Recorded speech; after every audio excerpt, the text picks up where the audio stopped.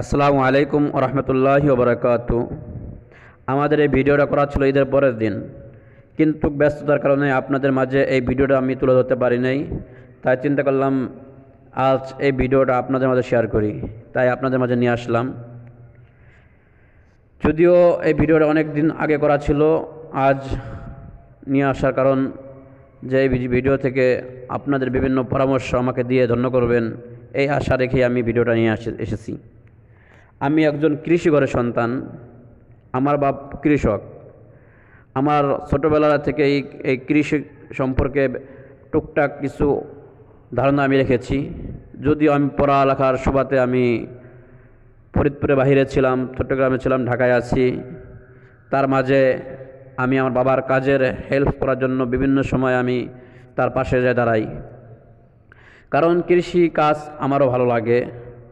তাই ভবিষ্যতে চিন্তা ভাবনা করেছি যে ছোট্ট একটা খামার গড়ে তোলার চিন্তা ভাবনা করেছি। তা আমি খামার যেভাবে করব, অন্যদের মতন না। অন্যরা যেমন তাদের লাখে লাখে টাকা থাকে, অনেক টাকা থাকে, সে বিশাল বড় ঘর করে ফেলে, একসাথে 10টা 15টা গরু কিনে সে খামার শুরু করে। কিন্তু আমার যাত্রা এমন হবে না। আমার যাত্রা এমন হবে যে আমি 2টা আছে বর্তমানে, আর একটা বাড়াবো, 3টা হবে, 3টা থেকে 4টা হবে, আমি একটা করে বাড়াবো। এরকমভাবে আমার খামার আমি বড় করার চেষ্টা করব।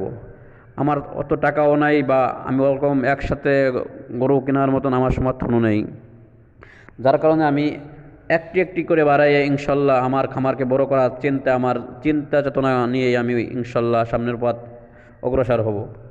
তা আপনারা বিভিন্ন মতামত আপনাদের মতামত দিয়ে আমাকে ধন্য করবেন, আমি আশাবাদী। এই জন্য আমি বিভিন্ন শিক্ষা প্রতিষ্ঠান থেকে বর্তমানে এই সম্পর্কে শিক্ষা করার চেষ্টা করতেছি, যে কিভাবে করলে লাভবান হব, কিভাবে করলে আমার ভালো হবে। এই বিভিন্ন দিক নির্দেশনা নিয়ে আমি বিভিন্ন শিক্ষা প্রতিষ্ঠান থেকে শিক্ষা অর্জন করার চেষ্টা করতেছি।